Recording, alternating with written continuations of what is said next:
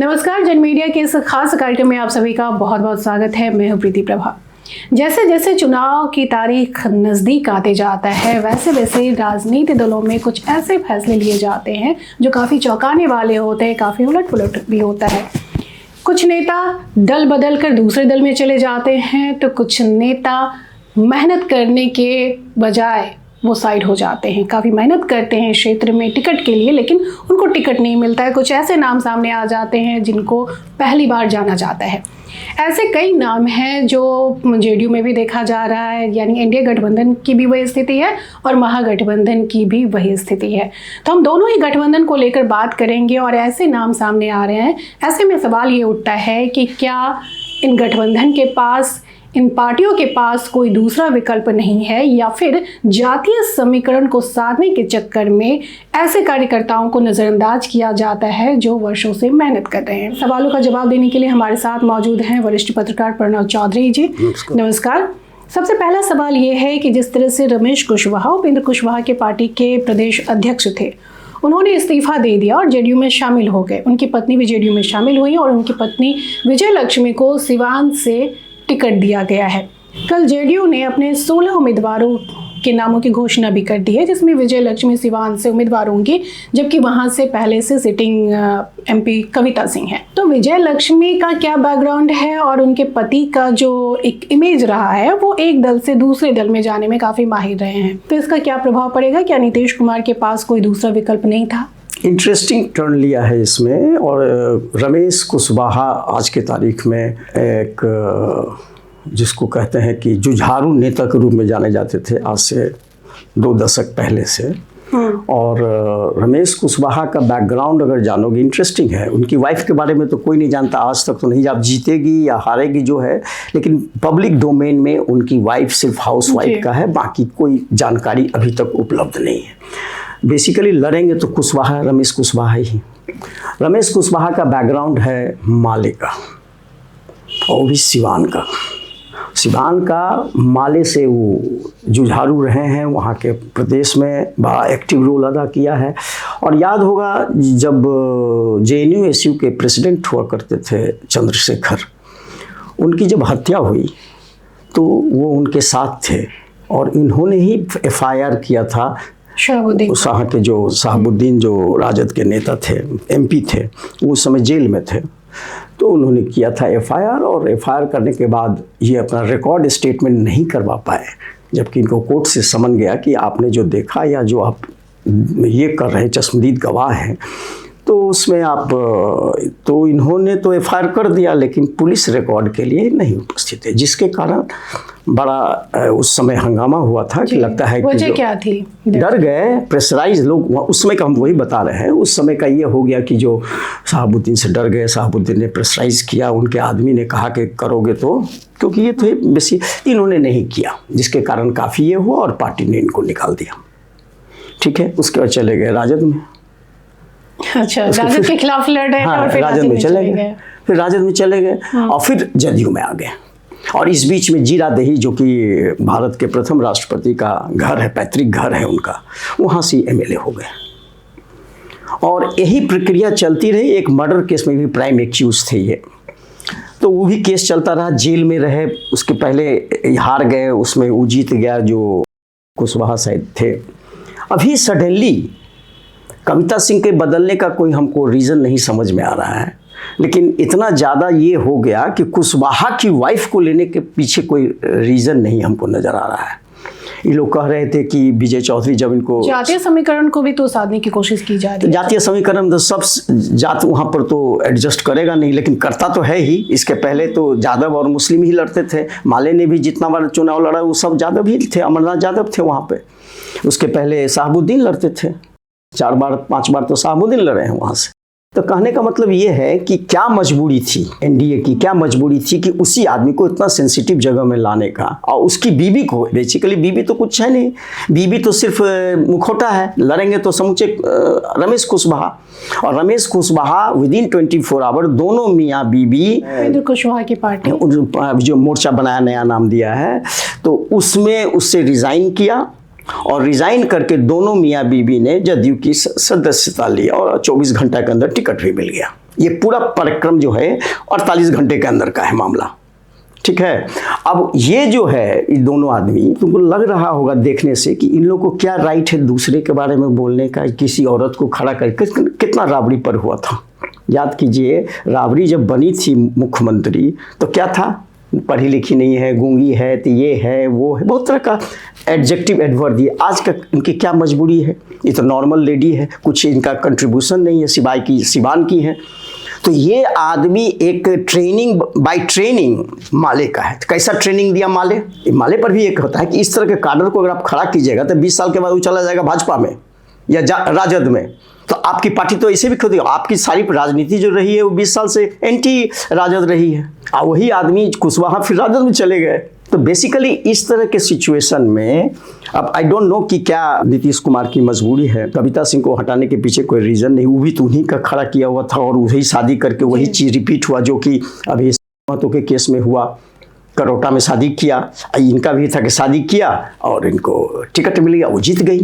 तो पार्टी का है कि कुशवाहा को उन्होंने दिया। अब वहाँ से कुशवाहा तो हमको लगता नहीं है कि पार्लियामेंट में कभी इस तरह का खड़ा हुआ है रिसेंटली जी, क्योंकि समय के साथ साथ परिस्थिति भी चेंज होती है, तो इस वजह से हो सकता है कि नीतीश कुमार ने ऐसा फैसला लिया हो सकता है। अब हम बात पप्पू यादव की करते हैं। अभी हम एनडीए की बात कर रहे थे, अब हम महागठबंधन की बात करते हैं। आपने महागठबंधन की के बारे में आपने बताया कि एनडीए के लोग किस तरह से पूर्व मुख्यमंत्री राबड़ी देवी को घेरा करते हैं।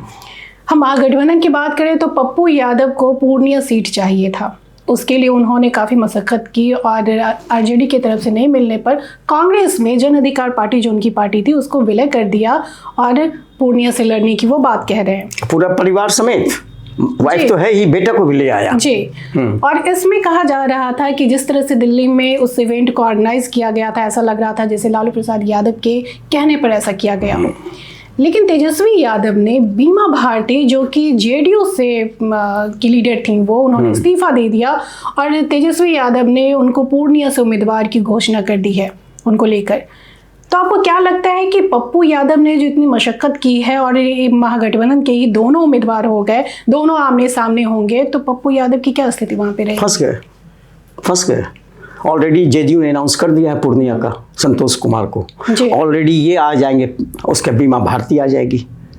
अब ये तीनों की लड़ाई में कहाँ क्या होगा तुम सोच लो। और पप्पू यादव को अगर ये डिसीजन था, पता नहीं किसका डिसीजन था, मर्ज कर दिया। एक होता कि उसके टिकट से लड़ते, मर्ज कर दिए तो कहीं के ना घर के रहे ना घाट के रहे। तो आपको नहीं लगता है कि महागठबंधन में भी जो सहयोगी दल हैं, जो पार्टी हैं, जो दल हैं, उनमें तालमेल की कमी है? एकदम तालमेल की कमी ऐसा वैसा नहीं है। अब तो बहुत इसमें फेरा में फंस गए पप्पू यादव, क्योंकि अब इस स्थिति में बीमा भारती भी तो राजद में थी, पहले छोड़ के गई थी जदयू में।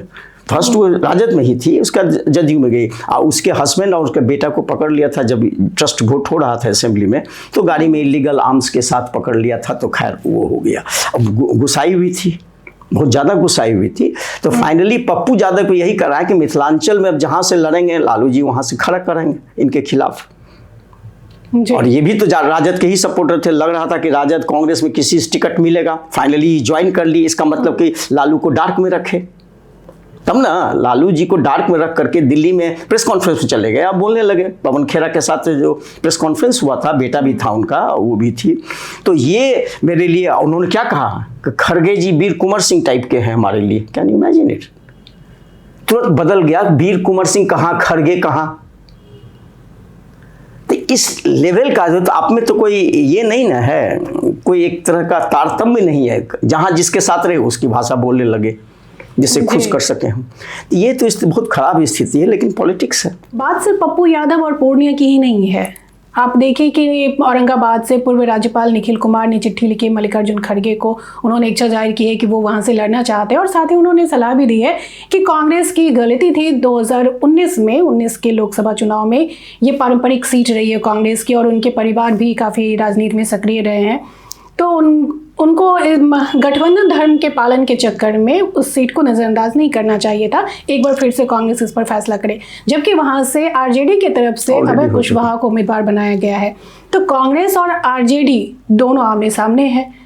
इसलिए मैंने 2 दिन पहले कहा था कि लालू किंग मेकर की भूमिका में है। लालू ने पहले ही लगता है कि बिना कुछ लिए देखते हुए जो कैंडिडेट उनको सूट करता है उसको पर्चा दे देते हैं, सिंबल दे देते हैं। ये तो उनका है। अब सवाल है कि इसमें निखिल कुमार भी थके हुए हैं, गवर्नर रह चुके हैं, पुलिस कमिश्नर रह चुके हैं दिल्ली के, तो बहुत सारा असाइनमेंट वो कर चुके हैं already. He is 80+ I think so. तो उसमें अब है कि ये जीतेंगे नहीं, इसको ये लग रहा होगा।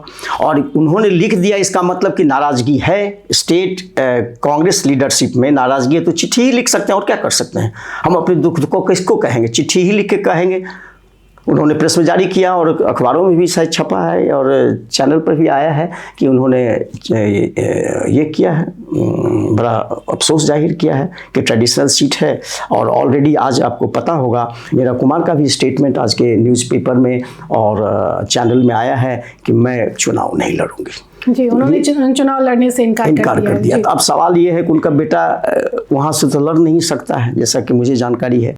अब क्या होगा? वो भी तो लालू के खाते में चला जाएगा बाय डिफ़ॉल्ट, क्योंकि वो सीट बहुत इंपॉर्टेंट सीट है, जगजीवन राम का ट्रेडिशनल सीट है। कभी जगजीवन राम हारे नहीं वहाँ से, लेकिन पिछले 6 चुनाव में 2 ही बार जीती है मीरा कुमार और बाकी बार हार गई है। तो क्या कैसे आप उस कैंडिडेट को दीजिएगा? जी, वही बात अजय शर्मा की करें, कांग्रेस के कद्दावर नेता हैं, उन्होंने अपनी बेटी के लिए टिकट का डिमांड किया है, जो जिनका वास्ता राजनीति से दूर दूर तक नहीं रहा है कभी। हाँ, नहीं रहा है, लेकिन नेहा शर्मा का अगर देखोगे ट्रैक रिकॉर्ड, तो जब भी अजीत शर्मा चुनाव लड़ रहे हैं तो बेटी कंपेनिंग करने के लिए आई है।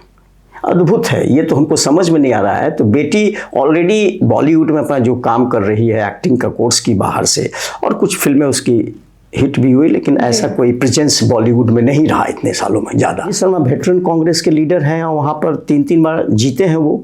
तो जब भी वो चुनाव होता था वहाँ, तो नेहा आती थी और नेहा आकर के वहाँ कंपेनिंग करती थी। जी, तो क्या लगता है कि टिकट दिया जाएगा? दिया जाएगा। कांग्रेस की स्थिति कौन है वहाँ? कांग्रेस का तो स्थिति ऐसे भी है। कांग्रेस तो यही काम करती रही है। याद है पिछले बार पटना सेंट्रल से शत्रुघ्न सिन्हा के बेटा को दिया, लव सिन्हा को, चुनाव हार गए बुरी तरह।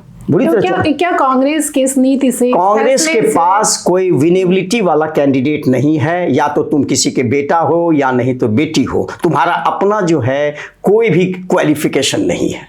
कोई भी तुम्हारे 5 पॉइंट अगर दिया जाए कि इनका क्या ग्रास रूट पे काम है पिछले 5 साल में, 10 साल में, नहीं मिलता। हम इंपोर्ट करते हैं, हम ले आए बॉम्बे से। हम हैं ओरिजिन बिहार के, लेकिन कभी बिहार में ज़्यादा दिन रहे नहीं हैं। हम वहाँ से ले आए, यहाँ जिना दिए एक, तब तो कोई हारेगा ही। ऐसा तो कई पार्टियों में हुआ है सर। आप देखिए कि कई अभिनेत्री हैं, कई अभिनेता हैं जो, हेमा मालिनी है, ये वो तो उतना इनका रिकॉर्ड तो है नहीं, उस ढंग से किया, लेकिन वो भी सक्सेस नहीं हुआ। तुम देख लो, बहुत सारे लोग हारे भी। अगर ये होता, हो सकता है भागलपुर छोटा जगह है और भागलपुर के गांव में जाएगी तो नहीं समझते क्या रिस्पांस आएगा। ये सबसे बड़ी बात है कि पार्टी हाईकमांड माने। हो सकता है लालू जी ही बोले हो। जिस तरह से आप कांग्रेस पर सवाल उठा रहे हैं, उसकी नीतियों पे सवाल उठा रहे हैं, फैसले पर सवाल उठा रहे हैं, क्या इस बात से वाकिफ होकर ही लालू प्रसाद यादव किंग मेकर की भूमिका में है? हो सकता है। सबका देख रहे हैं कि क्या स्थिति है। वो इस सब पार्टी में उनका पोजीशन सबसे बेटर है, क्योंकि उनको वोट बैंक है, मेजर इंटैक्ट वोट बैंक है, और प्लस वो इस चीज़ को रिलीज कर रहे हैं, एंजॉय कर रहे हैं। हमको तो ये भी लग रहा है कि हो सकता है लालू जी ही कहे हों कि बेटी को ले आओ, चुनाव लड़वा दो, क्योंकि ऑलरेडी हमको नहीं लगता है कि विधानसभा चुनाव में कांग्रेस का अच्छा प्रदर्शन नहीं रहा। 70 सीट में सिर्फ 19 सीटें जीत पाई कांग्रेस। तो इस वजह से भी लालू प्रसाद यादव बहुत ज़्यादा हस्तक्षेप करते नजर आ रहे हैं। लेकिन लोकसभा चुनाव की बात करें 2019 की, तो महागठबंधन में सिर्फ 1 सीट आया था, वो भी कांग्रेस का आया था, किशनगंज से। लेकिन लालू जी का तो 1 भी सीट नहीं है, 1 भी सीट नहीं है किसी का, सिर्फ कांग्रेस 1 सीट किशनगंज, और तो किसी का सीट था भी नहीं। लेकिन मेरा ये कहना है कि यहाँ कांग्रेस के पास कैंडिडेट कहाँ है? हम 5 नाम तुम बताओ जो कि जीत सकते हैं अपने बलबूते पर।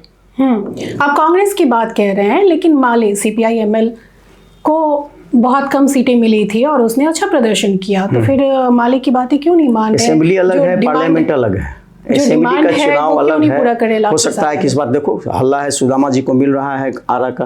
अब सुदामा जी कितना सक्सेसफुल होंगे, आरा ऐसे कंस्टिट्यूएंसी बहुत डिफरेंट, 3 सीटों की बातें आ रही है सामने। हाँ, तो 3 में एक आरा से अभी तो राजू यादव थे ना, अब राजू यादव का नाम नहीं आ रहा, अभी फैसला नहीं हुआ है। एक नाम सबसे उभर के आया है, वो सुदामा प्रसाद का है, तरारी से MLA है जी, ठीक है, और वो नॉन यादव है, ठीक है। अब पार्टी ने राजू यादव के बदले नालंदा से संदीप सौरभ के लड़ने की बात आ रही है। नालंदा मिलेगा तो देख लो क्या स्थिति होती है। और उसके बाद काराकाट भी बहुत टफ है, क्योंकि वहाँ उपेंद्र कुशवाहा का सीट है और ये मालिक वहाँ से खड़ा होंगे पहली बार। राजा राम सिंह खड़ा होने का चांस है, अल्लाह है यही है कि राजा राम जी काराकाट से खड़ा होंगे और आरा से वो। अब आरा एक ऐसा प्रेस्टिजियस सीट है जहाँ की RK सिंह जो बिहार के ब्यूरोक्रेट थे, अभी मंत्री हैं, सेंट्रल मिनिस्टर हैं, तो उन्होंने काम बहुत अच्छा किया है। उनका ब्यूरोक्रेटिक हिसाब किताब है लेकिन काम अच्छा किया है। पार्टी वर्कर्स खुश नहीं है उससे, ये बात तय है कि पार्टी वर्कर्स को टाइम नहीं देते हैं। वो एक दूसरे टाइप का आदमी है लेकिन उनसे टफ, क्योंकि उनका भी जनाधार है वहाँ पे। अब कितना सुदामा जी इस पर कर सकते हैं। मान लो कि 3 सीट मिला, आप माले नहीं क्रैक कर पाए, तब क्या होगा अगली बार? तब तो लालू कहेगा कि आपको तो हम इतना सीट दिए, अब कहाँ के जीते हैं। ये तो लालू हर्ष में किसी से भी पूछ सकता है। तो ये कांग्रेस को हम नहीं टारगेट कर रहे हैं, हम कर रहे हैं कि सच्चाई में इन लोग को मेहनत कर, ये लोग मेहनत नहीं अब कर रहे हैं।